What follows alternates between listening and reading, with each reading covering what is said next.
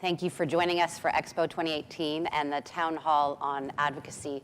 Delighted to have with us today at Expo Goldie Hyder, who's the President and CEO of H&K Strategies, which is, of course, our agency of record at neighborhood pharmacies, Canada's leading strategic communications firm. Goldie provides strategic communications counsel to the firm's extensive and diverse clients. Building on his experience in public and private sectors, he offers clients an acute understanding of the dynamics of public affairs, government relations, and strategic communications, particularly from a reputation and issues management perspective. Goldie works with a wide array of industries, including banking, insurance, energy, environment, mining, health, pharma, international trade, transportation, and US-Canada relations. It's an interesting time to be doing that, Goldie. Which means I'm not smart at any one thing, but yes. Goldie's a regular commentator on business and politics in the national media, appears weekly on CBC's On the Money Big Picture panel, and he received the Queen's Diamond Jubilee Award in 2013 for his distinguished service to Canada. Don Guy is with us as well, and he's owner and chief strategist at Polaris Strategic Insights. He's a founding partner of KTG Public Affairs and a member of global research and strategy firm Greenberg, Quinlan, Rosner Research. In these roles, he has provided the research and strategies that have fueled some of the most successful political and public affairs campaigns in Canada over the past quarter century. Many of you will remember the remaking of Premier McGuinty and the back-to-back majority governments. The mastermind behind it today is Don Guy. Don is the Canadian Director of the Interaction Council of Former Heads of State and Government, an international NGO think tank. He's a graduate academic training was at the University of Toronto, where he took his MA and doctoral studies in political and democratic behavior. Delighted to have you both with us today. Thank you for joining us. Let's get started. Great. Good morning. Good morning.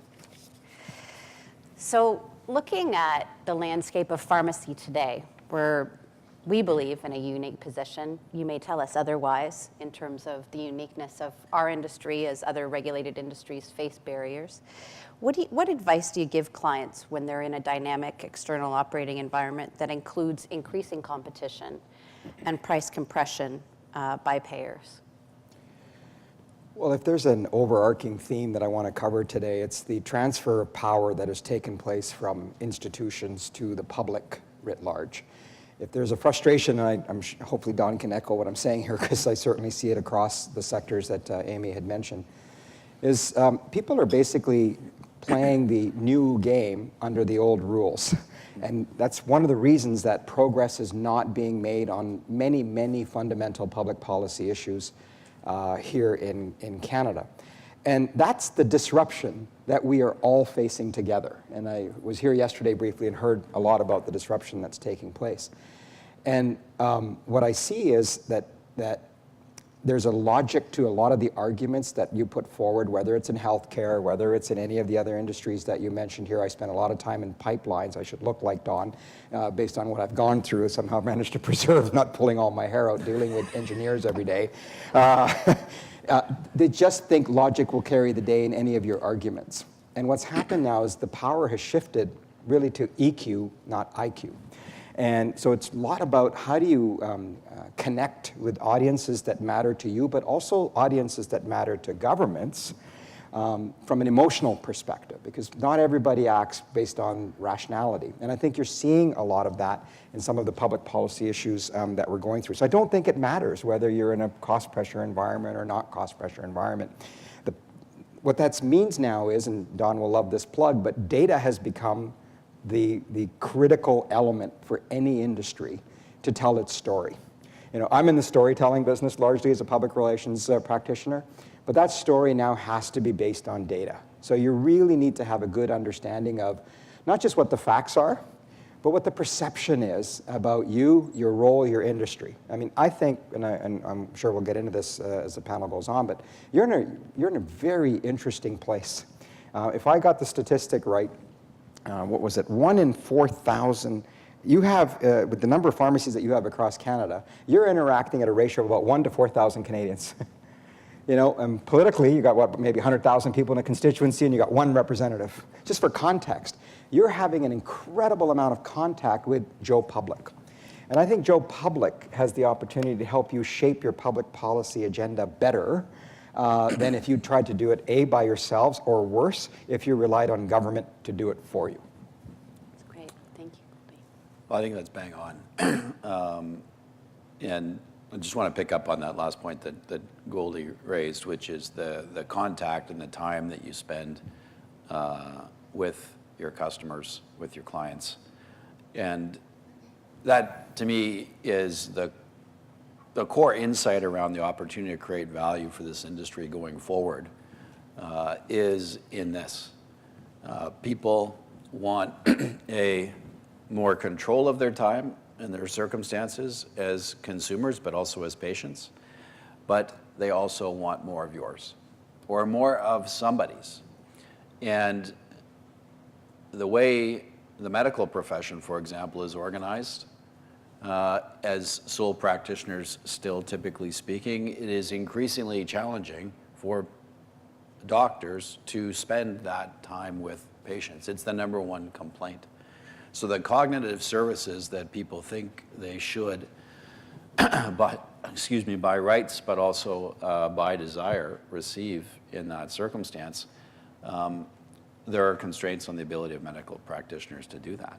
So where are people going to go for advice, guidance, support, programs? They want somewhere. And it's that combination of want more control over time and circumstances and want more of someone's to give them that service. And that's where I think you're ideally situated in terms of where the future is going to go.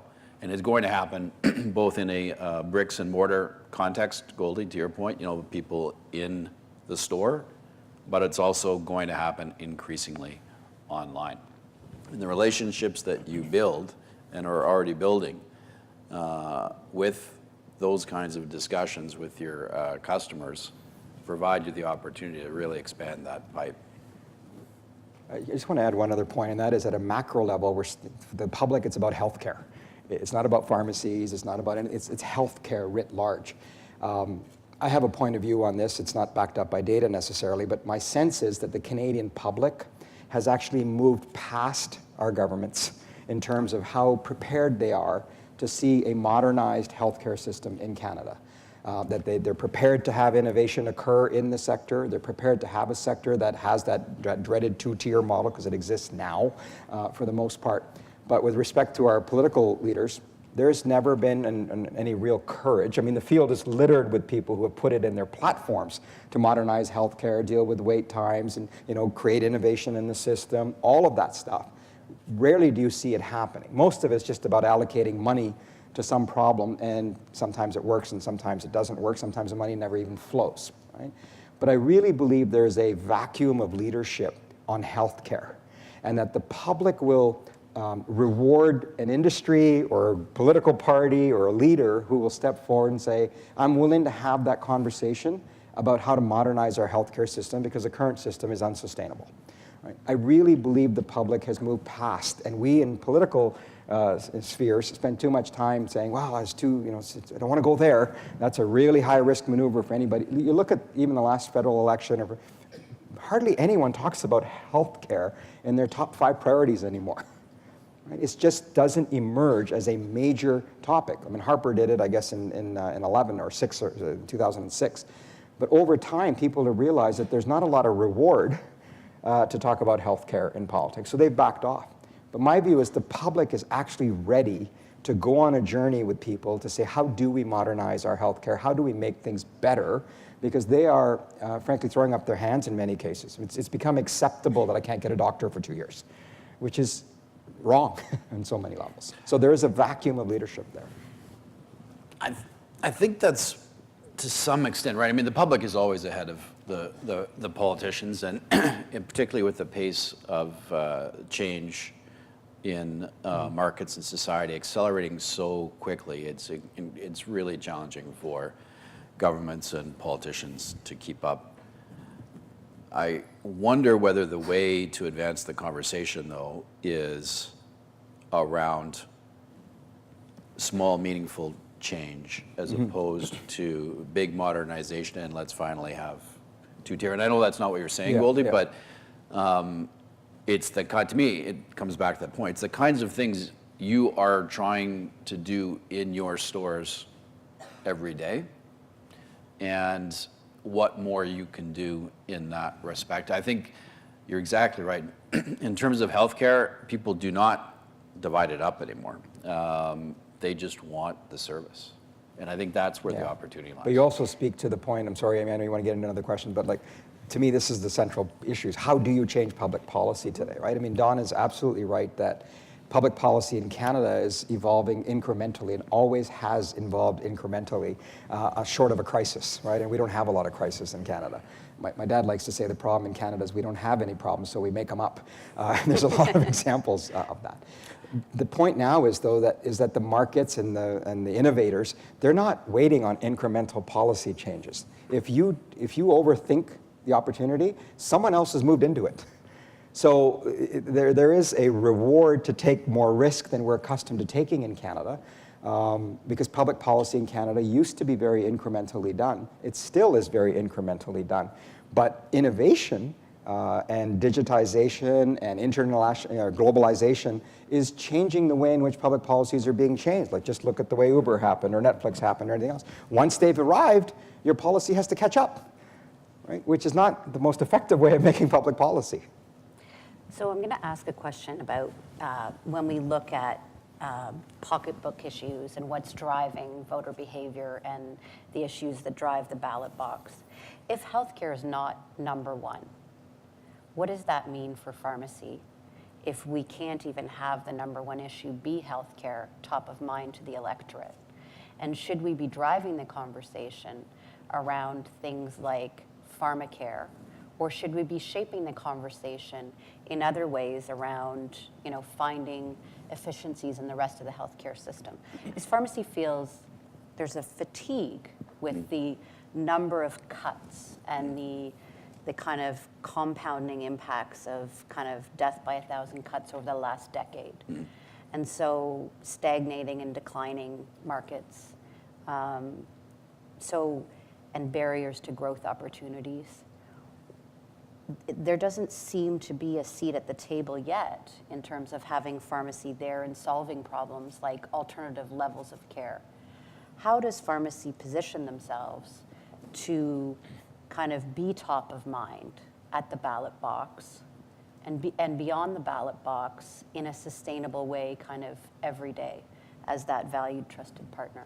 Let me offer 3 observations and then throw it to Goldie. I think the first of which is, I'm not sure, in fact, I would assert that healthcare not being the number one issue and pharmacy not being top of mind is a better environment for you to advocate in and to build relationships and grow opportunities for real change than the hothouse climate that has traditionally, when these issues have been debated in that sort of context.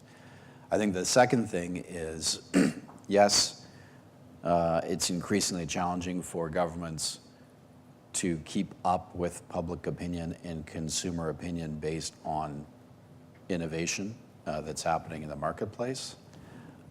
But there are inflection points.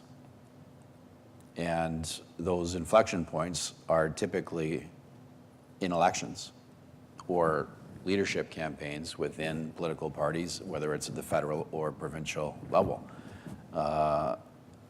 People do have to have something to say that is appealing to voters. They do have to have quote unquote platforms.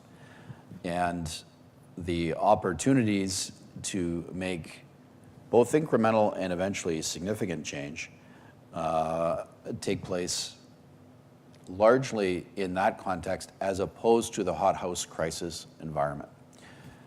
Now, the exception to that would be when something happens that just really ticks people off. And Goldie and I have had a bunch of experiences in this regard. And it is increasingly challenging for governments to come back to your point, Amy, about pocketbook, to raid the pocketbook of consumers who are already feeling increasingly hard pressed to maintain their standard of living. We're living in this first generation where people will say they expect their children to have or a majority of people will say they expect their children to have a worse life from a standard of living perspective than they had, and from a quality of life perspective. That weighs heavily on boomers and seniors on the one hand, but are they willing to pay another dime to do something about it? In most cases, they are not. So we had a campaign recently in Saskatchewan where the last budget in Saskatchewan brought, eliminated the sales tax exemption for insurance premiums, which was, I think, instantaneously a 6% increase in the cost of life and health and accident insurance. Well, because that took place preceding a leadership campaign for premier of that governing party, it became relatively simple to organize an advocacy campaign that would essentially align with the opportunity for change.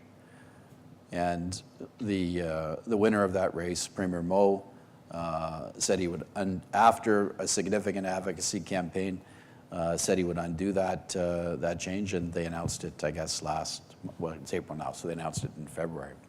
So there are these inflection points that I think we can't lose sight of, but to build, you can't just jump in, and I know, but you can't just jump in from standing start. The relationship building that you're doing, the credibility that you're building, the advocacy that you're undertaking on an ongoing basis has to drive towards those inflection points. So let me just build off that, because I don't disagree with the thing that Don's just said. I mean, what he's essentially said is politicians, wait for it, are opportunistic and they react to episodes. So it's a very episodic approach to making public policy. Now, there's reward in that, but there's also risk in that.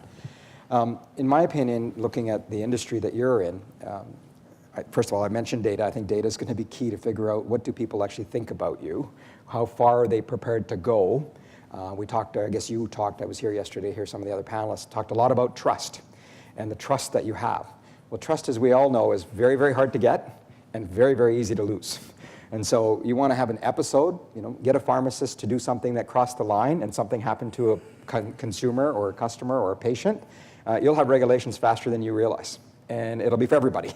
It won't be just for that one pharmacist. So it's a time where I think you have to have good information and good data about who you are, what you're perceived to be.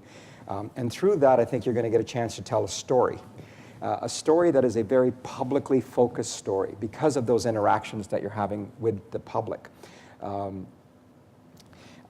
If you're able to build that narrative and mobilize the public through, I think, digitization, it's going to be hard for you to just rely on the human interactions with the public that you're having, but you should find a way to digitize your relationships with your customers and your public so that you have a forum and a vehicle through which to communicate to them. Yesterday, Rita here was telling me a story about how Rogers came to her door and she was afraid to open the door because who comes to your door anymore, right? I mean, people are expecting you to be communicated with email and so forth. So you want to digitize those relationships so that you have data about your audiences that are using you.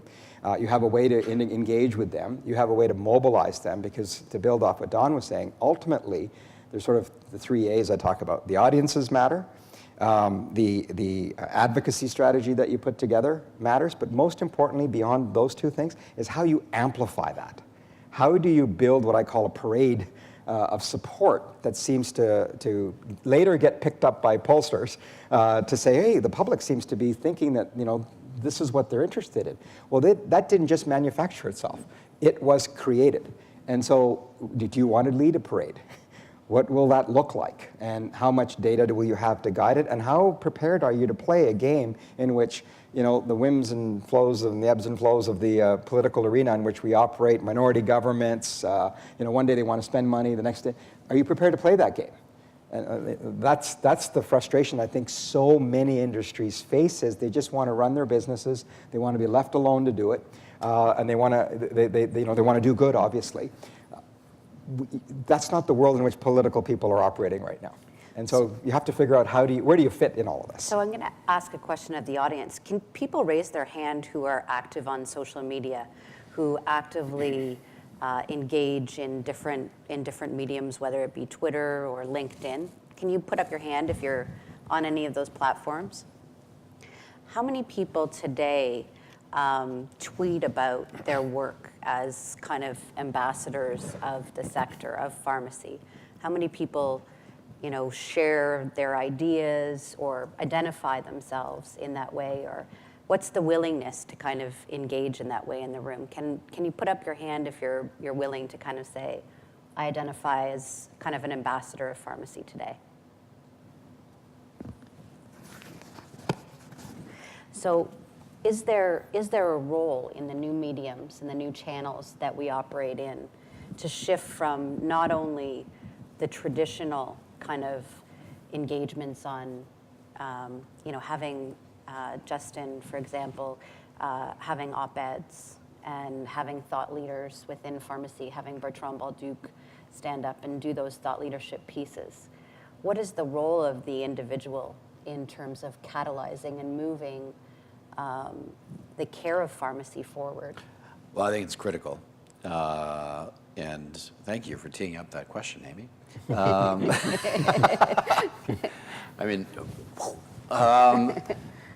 But it's absolutely critical, because if you're not telling your story, who is telling your story?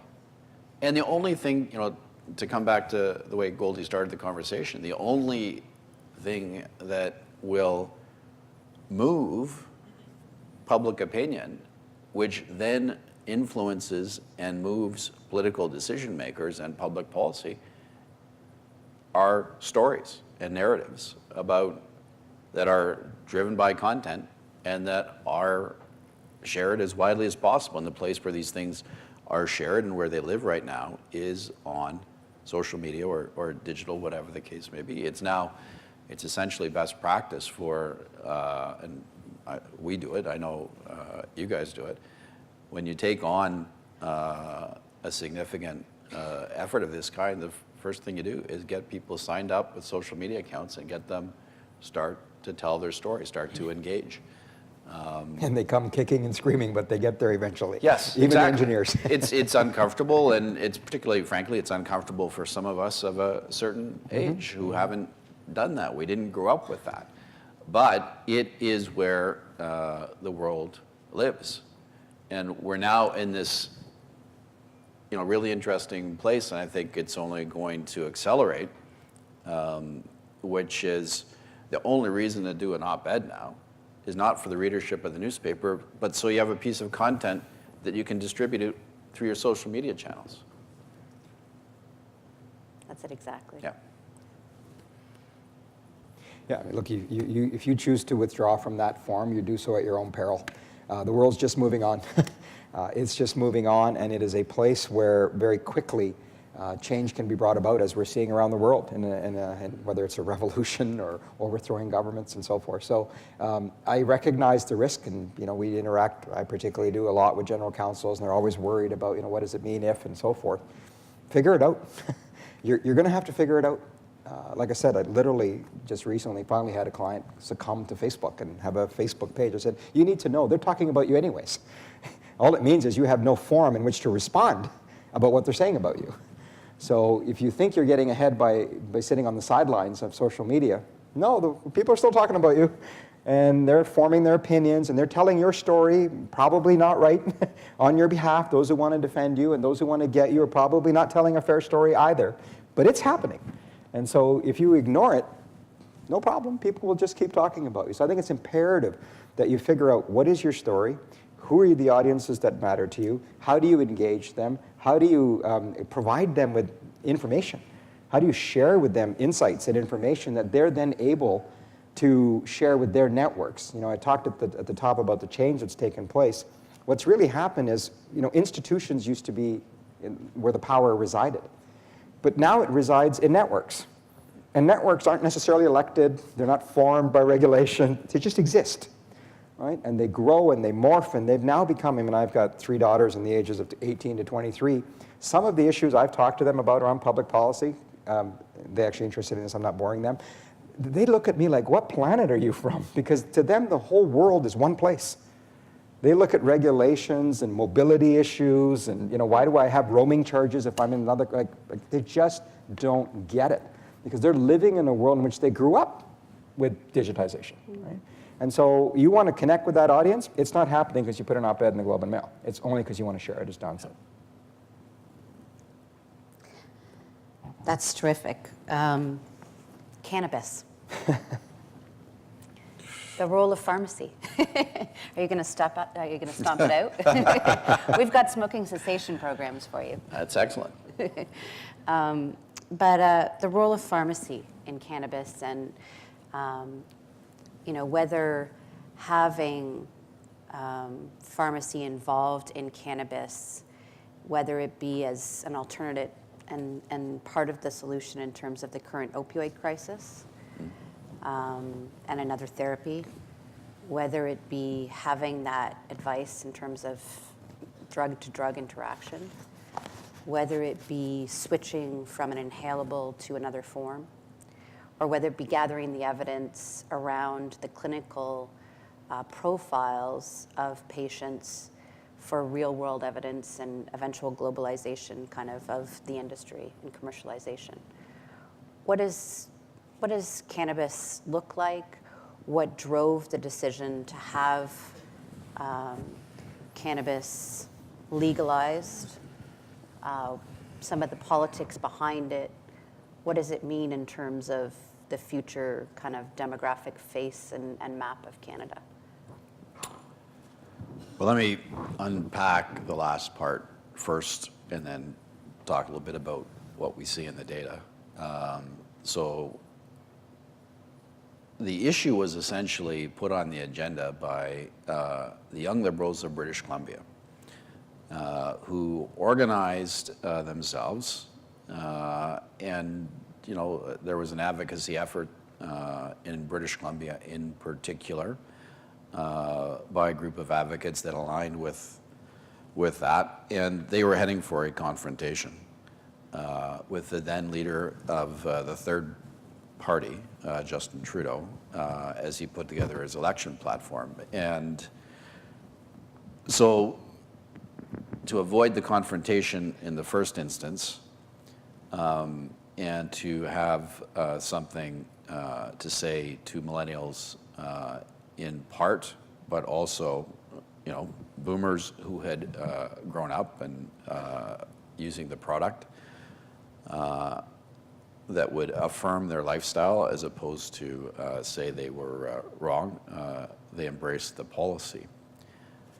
But where Canadians were, and by and large I think where they still are, is decriminalization as opposed to all the downstream implications of legalization and the policy.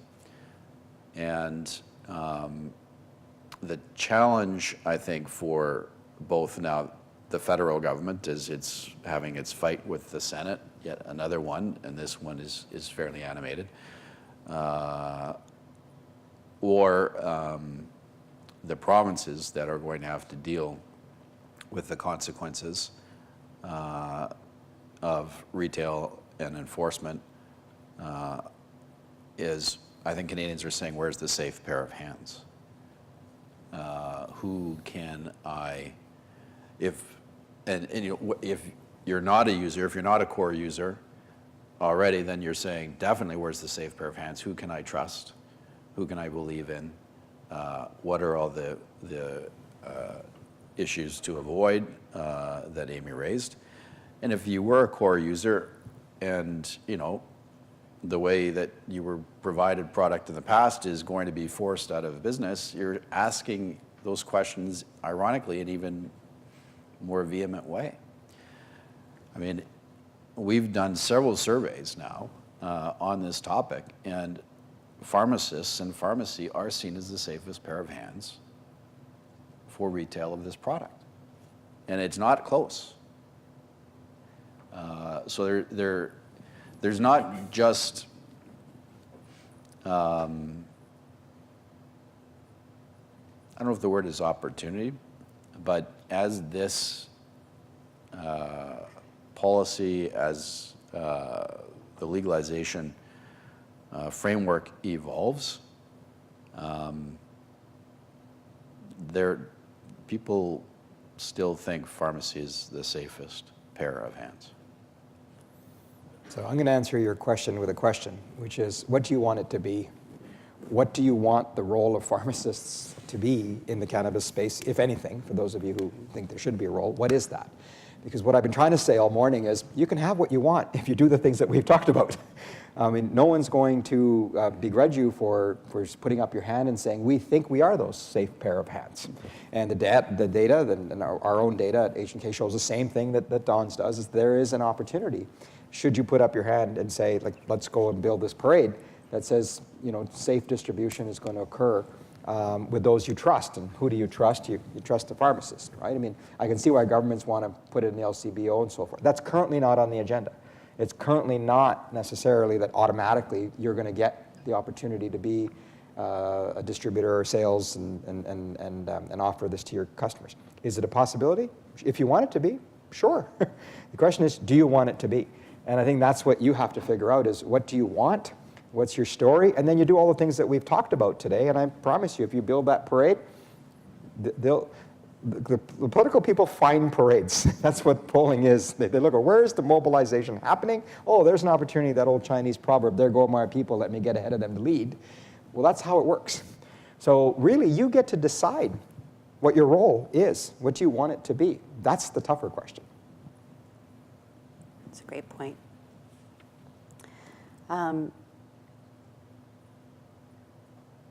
Is it possible to be Canadian and profit in healthcare? Is it profit in anything these days? So I think, again, 3 observations on that. The first of which, to come back to the point you made in an earlier question, the pocketbook pressures that consumers are feeling are not dissipating, they are accelerating. And people feel particularly hard pressed and are increasingly focused on quote unquote finding value from any transaction. So, Goldie, his point is right, which is it's increasingly challenging for anyone to make a profit in that context. But that being said, people are willing to pay and will pay for what they want. As we know, what's the number now? 26% of the Canadian healthcare market is operated on a for-profit basis. If you think about where the opportunities are in the future for how that market evolves, I would say, looking forward, probably most of that will take place on that side of the ledger as opposed to the public side of the ledger. Now we're going to get into pharmacare and some of those other conversations, but in particular, the kinds of services that take place as medical services become more and more constrained, and as services provided within a hospital environment become more and more constrained, that is going to squeeze out opportunity on the other side of the ledger. And that's been the pattern now for the last 20-some years. Yeah, I don't think Canadians are allergic to profit. I think they're angry about not receiving value for what they're paying for. And that particularly is occurring, I think, because of wage stagnation. I think one of the common issues that Canadians are frustrated by is, it's getting harder to live and from a cost of living perspective because my wages have stagnated. And so anywhere they see other people making money and them not making money becomes a source of their anger. But look, we're not some closet communist socialist place. I think we are a progressive liberal society, but there's a frustration that exists in Canada that's not only in Canada. It's a universal phenomena, wage stagnation, because of the economic situations and that we're all facing. So I think that it still goes back to telling your story better about how what you're doing is making their life better, their community better. That's the opportunity that I think exists for pharmacies. Look, banks announced $10 billion worth of profits, right? And people still go to the bank. So it's not that. I think it's more, what's the value contribution? What's the ROI that the Canadian public is receiving for that?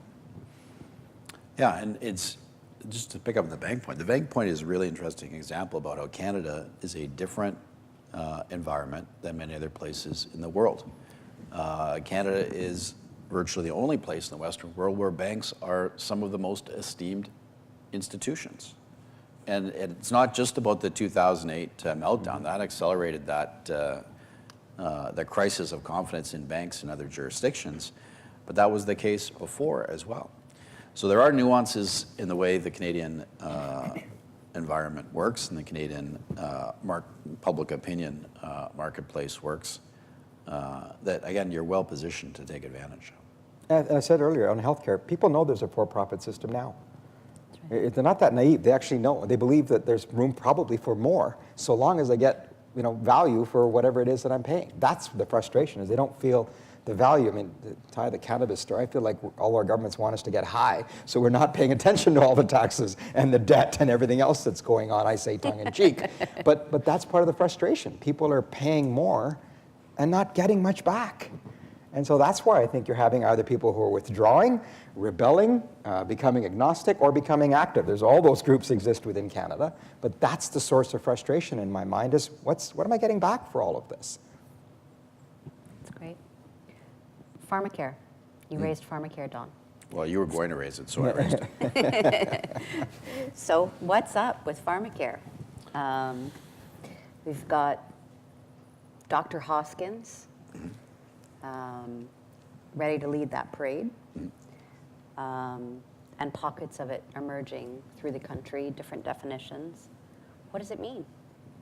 What does it mean for pharmacy? What does it mean for Canadians, for the 1% who actually have a gap in care? It's a great question. Goldie? I think I don't know if we know what it means right now, and in particular, we don't know necessarily what it means in the absence of where you guys are. I think, to come back to Goldie's earlier point, the opportunity to be extremely influential in how that policy framework shakes out is because it is lining up for an election inflection point. That's what the exercise is essentially about, is something to put in the window for re-election, whether it's the OHIP Plus program here in Ontario or what Dr. Hoskins is working on federally, or some of the other things that provinces are working on. Now, what's been interesting in the last number of years is governments that tend to be at the end of their string have put pharmacare in their platform and subsequently been defeated because the idea doesn't necessarily have a tremendous amount of political appeal because, Amy, to your point, most Canadians are covered in some way, shape, or form. But I think what Dr. Hoskins is working on with no knowledge is, to come back to the point that Goldie and I have been making. Wage stagnation, increasingly compressed ability to pay for a variety of essentials, the frustration, which, if we would all see this in our extended families, people who have to make the choice, really tough choices about what to pay for at the kitchen table. That's what the politicians are trying to tap into, as well as meet a real need. But what that looks like, I don't know if you can have that discussion outside of, well, without pharmacy being at the table. Yeah, I agree with that, so I won't repeat it. But I will say this, and in all my experience in sort of engaging with the public, going back to political activities and otherwise, if there's one takeaway I've had, it's this. Too often political parties think that public is there to be manipulated, can be manipulated, right? And my sense has been, and my experience has been quite the contrary. That there's in fact a collective wisdom of the Canadian people that I literally bow down to election after election, especially when you look at the federal scene that I come from, 3 consecutive minority governments, with Martin and Harper. That's, if business had an outcome like that for any business, we'd be on trial for collusion. How Canadians found that right answer for them was, there's a wisdom there, and we find the right place to get to. On issues like pharmacare or childcare or these big programs, there's a level of suspicion. There's a level of cynicism because I think they see it for what it is. Political opportunism, it's announced at an end of a mandate, likely government that's on its way out. There's a suspicion that exists there, and probably legitimately so. So I don't think Canadians are looking for big programs, big solutions, they're not getting what they're paying for now. And when we start talking about big ideas, and people grab their wallets, right? Like, whoa, I'm a little concerned. I can't afford to pay anymore. I mean, essentially what we've been talking about is affordability is what's keeping Canadians up at night more than any single particular public policy issue. It's affordability writ large. And so I would say the field is littered with big promises from political parties of all stripes and at all levels. About what they're going to do for the people, but the people usually reject that at the ballot box. So I'd be careful for anyone who's going too far, too fast on some of these ideas. Incrementalism is unfortunately ingrained in not just politicians, but in Canadians. We are not for quantum leaps, right? We just seem to kind of want to inch our way there, which is a challenge given what we've talked about, how disruption is no longer waiting for people to catch up. It's just engaging in the communities in which you live. So all of this goes back to, what do you want, right? What do you want? What do you want to be? What solutions are you actually going to offer governments, your consumers, your customers? I mean, we know what pressures you're all under. It's all about cost, disbursements, and so forth. And governments are all going to be about cost for these reasons. They're trying to keep taxes down for hardworking middle-class Canadians. I can't stand that phrase. But like they should be keeping it down for all of us, for starters. But this is where the public is. The public is suspicious, I think, and cynical about grand promises because it's not in our DNA. We've had episodes. Free trade agreement in '88 being one of them, where we've had big conversations as Canadians, but generally we tend not to have them. That's great. Do we have any questions from the audience? I'm going to open it up for a second.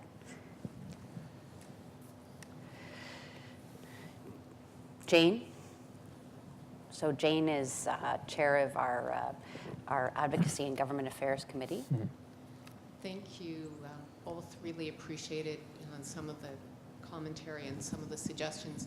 I've been involved in pharmacy advocacy for more years than I care to admit to. And I'd like to maybe get a little bit more granular and pick up on a comment that Dawn made, which we really appreciate, that pharmacare discussion shouldn't be occurring without pharmacy at the table. So what lessons can we learn from nurses and perhaps other healthcare providers about getting the seats at the right table? Because that's something we as pharmacy have struggled with for many years. My short answer is motive. What's your motive right? Nurses have a lot of brand equity because their motive is not profit, right? And so the perception about pharmacists is essentially, well, you're a for-profit center, so of course you're going to be nice to your customer. Whereas nurses are doing it for all the noble reasons, right? So I think you have to figure out by engaging your audiences, like, why do they value the local pharmacy, right?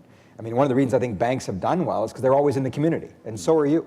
How do you leverage your location to some extent to build those relationships and change the perception that you are just a business running a profit center? That's a short answer. And just to pick up with an equally short answer, I think I think the motive that likely operates best is, which I think has the added benefit of being true, Jane, is there's a unique role and unique set of services and unique cognitive contribution that you can make in this context that nobody else can make. And you want to do that. And yes, to Goldie's point, you're allowed to make a profit, but if you want to make a profit by doing good and providing enhanced value to Canadians, then people are on board with that. And saving taxpayers' money by providing service. I mean, all of that has to be part of your narrative. Yeah. Any final comments, gentlemen? Well, I mean, just to finish that last point, look at the flu shot. Look at what it was costing. And I know that's an old victory, but it's an interesting one in that look at what it was costing public health agencies to deliver that in a very constrained fashion that meant too many people didn't get it. And look at the solution that you step up and continue to provide at a much lower cost, but on a basis that allows your businesses to do well. I literally was going to say, what's your next flu shot? Yeah. Right?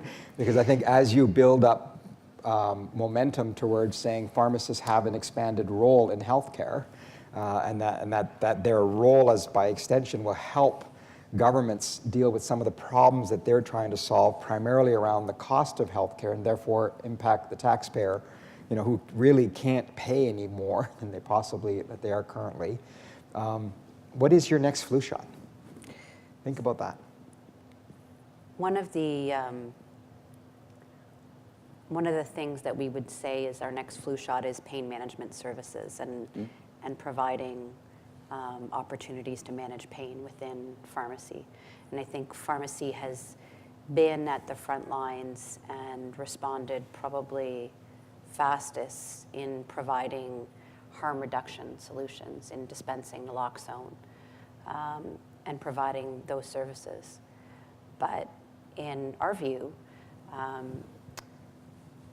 not much has been allocated or in terms of resources or thought, in terms of planning, public policy planning, and where services can go further upstream in terms of prevention. So we sort of believe that having that intervention at the pharmacy level and having greater scope in being able to titrate a dose down or otherwise intervene where the duration and dosage may not be ideal is a natural sort of incremental evolution of the role of pharmacy that addresses one of the greatest public health crises and challenges that we face. So we're certainly spending a lot of time there, but because the conversation is so dominated by harm reduction and responding to the crisis once people are in the cycle of addiction, we find it really hard to move the conversation a little bit further upstream to the prevention piece. What would your kind of thoughts on that be, and advice in terms of having that approach to buy-in? Is it patience? Is it polling? Is it mobilization at the grassroots? Having not thought about it, prior to your question, and with the caveat that usually the first answer I give is almost always wrong, my instinct is to say that the whole pain management question is a huge and overdue question that has a massive constituency in the Fits broader into cannabis as well, right? yeah. So on the one hand, and I think the conversation has probably mainly been revolved around chronic disease, pain management. But when we think about how much longer people are living, how active their lifestyles continue to be, how many of those folks who are still active and doing things that wouldn't have been contemplated 30 or 40 years ago, the additional pain that they are incurring because of those activities, but need to manage. My guess is there's something close to a majority of Canadians who would be keen to engage in a conversation on better pain management. And I think that's the first thing, is to come back to Goldie's point, what's your motive in that conversation, and that what is the conversation that you want to have? And I think that's the challenge, but it's also the opportunity. I'll just very quickly say that I thought the data presented yesterday from the Robin, and I think his name is Brian, the Kantar Consulting folks, around the opportunity to provide more integrated services as part of the solution to the problems that governments are facing, is something that you should be looking hard at. And it goes back to what's your next flu shot, but then what's the next flu shot's next flu shot? And thinking about how you can offer those solutions there. So more integrated services is sort of where the puck is going in many sectors, not just yours. And then, I don't know if part of that conversation on the other side of it is, do you want the power to be able to say no to filling a prescription for an opioid for someone who has been who you perceive has been incorrectly prescribed that product? Because that's really where the conversation is right now, is how are these folks who are going through this tragedy of addiction to opioids, how are they acquiring that addiction? Who's prescribing to these people and why? And what's being done after a period of time where addiction starts to present itself? You're at the front line of that conversation. And right now, you don't have any, I don't think, you don't have any regulatory or public policy tools to do anything about it. Correct me if I'm wrong, but I don't think you do. Last point is thank you.